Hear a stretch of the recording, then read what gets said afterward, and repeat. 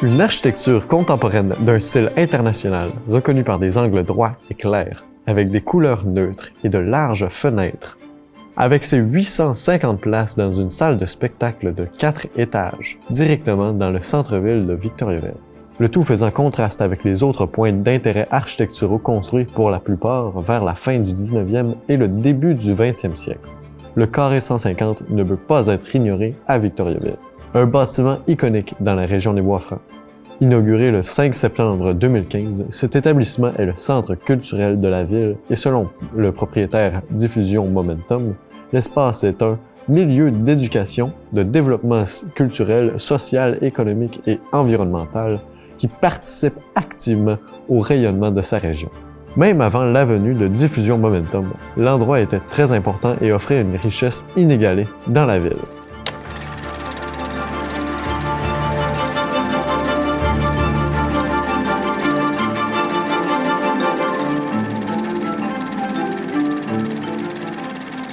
L'histoire commence en 1892. Octave Godet était ferblantier et achète 2 lots dans le village de Victoriaville à Émile Signist, un propriétaire terrien du New Hampshire. La preuve de vente décrit que l'achat inclut maison, écurie et autres bâtisses. Alors nous pouvons assumer qu'il y avait une exploitation agricole sur le lot. Le terrain reste dans la possession du ferblantier jusqu'à sa mort en 1918. En 1920, sa femme, Madame Eugénie Béliveau, vend sa propriété à Sénévé-Labbé, chef des pompiers de Victoriaville, qui loue le rez-de-chaussée à multiples commerces tandis que sa famille vit au premier étage. Celui-ci ensuite la revend en 1947 à Camille Bolduc pour la compagnie Théâtre Laurier Limité. Mais le lieu du lot 339 reste loué à plusieurs commerces dès les années 50. La construction du 150 rue Notre-Dame-Est commence vers 1947.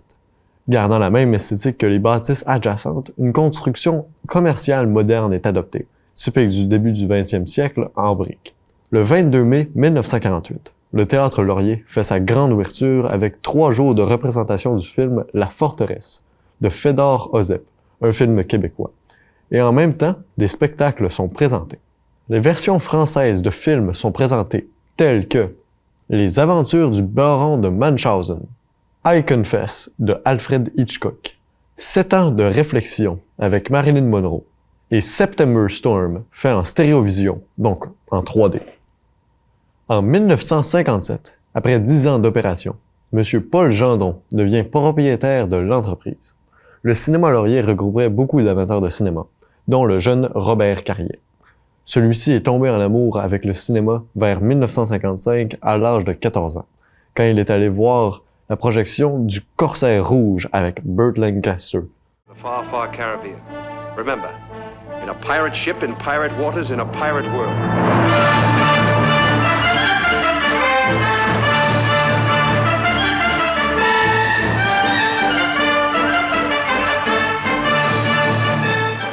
Il fréquente le cinéma pendant plusieurs années, et en 1959, M. Gendron, lors d'une soirée particulièrement bondée, lui offre de remplacer une placière qui n'a pas pu venir à son corps de travail.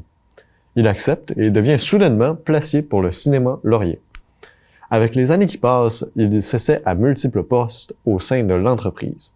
Placier, comptoir-restaurant, projectionniste, publiciste et programmeur, pour finalement devenir gérant et propriétaire, plusieurs années plus tard. Il avait appris à choisir et trouver des films qui seraient intéressants pour une diversité de gens. À l'époque, la publicité et les programmes de diffusion étaient publiés dans les journaux L'Union et La Nouvelle du Temps, de façon périodique. Mais le cinéma Laurier avait une autre stratégie.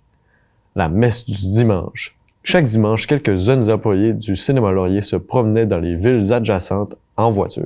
Ils annonçaient avec des haut-parleurs et distribuaient des dépliants avec la programmation et les spectacles de la semaine aux personnes sortant de l'église, ce qui faisait en sorte que les dimanches soirs étaient souvent la soirée la plus achalandée, puisqu'il y avait une grande audience de l'extérieur de la ville qui venait se divertir.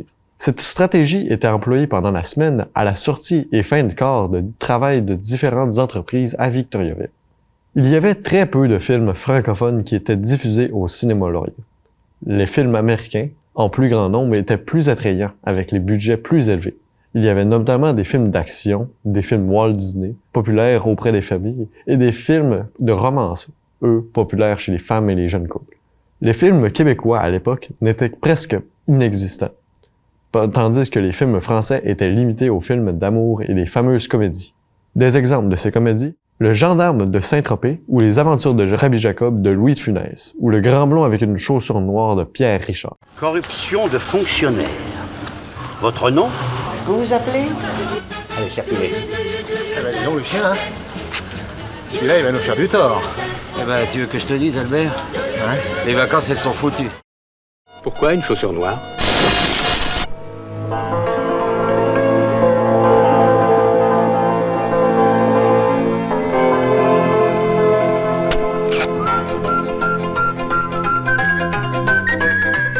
Un film comique.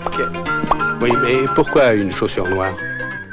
Les films français étaient présentés majoritairement chez le compétiteur du cinéma Laurier, le Théâtre Victoria, qui a opéré jusqu'en 1976.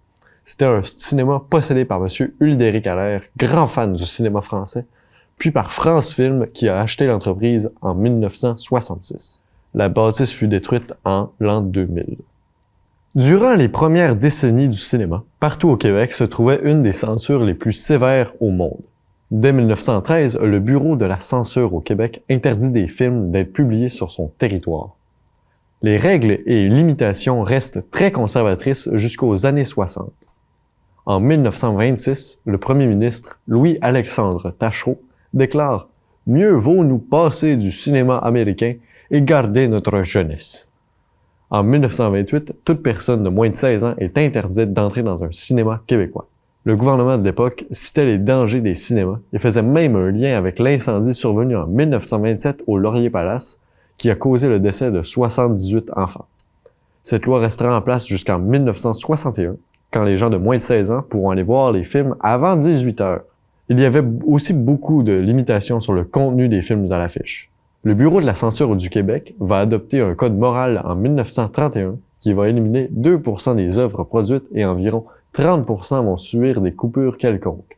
Le contenu visé, tout comportement ou idée jugée trop explicite, érotique, violente, communiste ou contre les dogmes catholiques en général. Bien sûr, il va sans dire que les cinéparcs, considérés comme lieux où les gens allaient pêcher, étaient catégoriquement interdits. Le spectacle était un point d'attrait central du cinéma Laurier. Pouvant accueillir près de 700 personnes, beaucoup d'artistes passent par Victoriaville et donnent un spectacle au Laurier. Contrairement aux films, les spectacles français et québécois étaient très populaires puisqu'il n'y avait presque pas de spectacles américains. Les spectacles québécois sont souvent plus de l'humour, tels que les Gérolas et Tigus et Timous. Mais il y a aussi des pièces de théâtre, notamment les œuvres de Jean Ducet. Beaucoup de musique, autant de France que du Québec, est présentée. Des exemples d'artistes qui ont été affichés sont Gilbert Bécaud, Charles Aznavour, Dalida, Joe Dassin, Demi Rousseau, Jean Ferrat, Nana Mouskouri, Jacques Brel, Ginette Renault, Céline Dion, Claude Léveillé, Monique Lérac et beaucoup d'autres. La préférée de M. Carrier était Dalida. Celui-ci avait contacté un grand nombre d'organisateurs de spectacles en France afin qu'elle vienne à son théâtre. Celle-ci l'avait amicalement qualifié de « demandeur de Dalida » et lui avait dédié la prestance de sa chanson « Gigi l'amoroso ». Quelques années plus tard, elle est revenue pour un autre spectacle et M. Carrier, avec son grand cœur, l'a conduit à partir de Québec pour qu'elle puisse venir au spectacle le soir même. L'accueil et la gentillesse de M. Carrier étaient souvent remarqués des artistes qui le rencontraient. Il y avait aussi une tradition très populaire, le gala annuel du Père Noël, qui se produisait chaque année au cinéma Laurier. En 1968, le gouvernement québécois légalise les cinéparcs au Québec. Des permis sont distribués à 8 établissements afin d'ouvrir les cinéparcs pour la saison estivale 1970. Le cinéma Laurier ouvre son propre cinéparc en 1971 sur le boulevard Arthabasca. Plusieurs hommes d'affaires et politiciens viennent à l'ouverture du cinéparc afin d'écouter le film Aéroport. Avec les années qui passent, plusieurs autres cinéparcs ouvrent sous le nom Cinévic, la compagnie du cinéma Laurier. Cette expansion est très rapide, due majoritairement à la popularité du concept au Québec et du coût relativement faible de construire un cinéparc. Les terrains doivent être grands, plats, isolés et ce n'était pas rare, surtout dans les années 70. L'investissement du terrain était souvent à profit et les quelques constructions nécessaires, l'écran, le bâtiment de projection et restauration, n'étaient pas très dispendieux. Cela fit en sorte que Cinévic s'étendait dans plein de villes au Québec. Victoriaville, Drummondville, Bromont, Rock-Forest, Sorel-Tracy, Grand-Mère, maintenant Shawinigan, Trois-Rivières, Montmagny, Beauport, Chicoutimi, maintenant Ville-Saguenay, Rimouski. Vers les années 90, les cinéparcs font de moins en moins de profit partout au Québec. Et le cinéparc Victoriaville n'en est pas exclu. En 1998, pendant la crise du verglas, une génératrice est installée et se fit en sorte qu'il y a eu les dernières représentations populaires au cinéparc de Victoriaville. L'an d'après, en 1999, le cinéparc ferme ses portes et est démoli peu après. Les autres cinéparcs de Cinévic subissent les mêmes difficultés et sont aussi démolis. Aujourd'hui, il ne reste que quelques traces de leur existence. Vers l'an 2000, de grosses rénovations se passent au cinéma. On rajoute une salle de plus aux 3 salles déjà existantes. Maintenant, le Cinéma Laurier peut accueillir des spectacles de plus grande envergure. En date de 2002, il y avait une salle de 680 places, une de 560 et 2 plus petites. Et durant l'été 2003, il y a eu une rénovation complète de la grande salle de spectacle. Cette expansion rapide est expliquée par la nouvelle compétition du Cinéma Galaxy, qui ouvre 7 salles de cinéma en juin 2003. Malgré les prix plus élevés que le Cinéma Laurier, le Galaxy profite d'une modernité qui n'était pas présente dans la région et vient de l'avantage qu'a la compagnie ontarienne qui possédait à l'époque 16 autres cinémas, dont 3 au Québec. Vers 2010, Diffusion Momentum renaît afin d'avancer un projet de créer un centre culturel pour Victoriaville. C'est la fin pour le Cinéma Laurier, qui, selon Robert Caillé, « Je n'avais pas le choix. Soit je prenais l'offre et je me retirais avec, soit je crevais. Qu'est-ce qui arrive quand plusieurs personnes veulent obtenir le même spectacle? Les prix grimpent. Ce n'était pas bon pour personne. » Celui-ci prend sa retraite en 2012 et la même année, le Cinéma Laurier ferme ses portes. En 2014, le bâtiment est démoli et un nouveau complexe est construit. Une architecture contemporaine d'un style international, reconnue par ses angles droits et clairs avec des couleurs neutres et de larges fenêtres. 850 places dans une salle de spectacle de 4 étages directement dans le centre-ville. Il ouvre ses portes en septembre 2015 au 150 rue Notre-Dame-Est. Le Carré 150.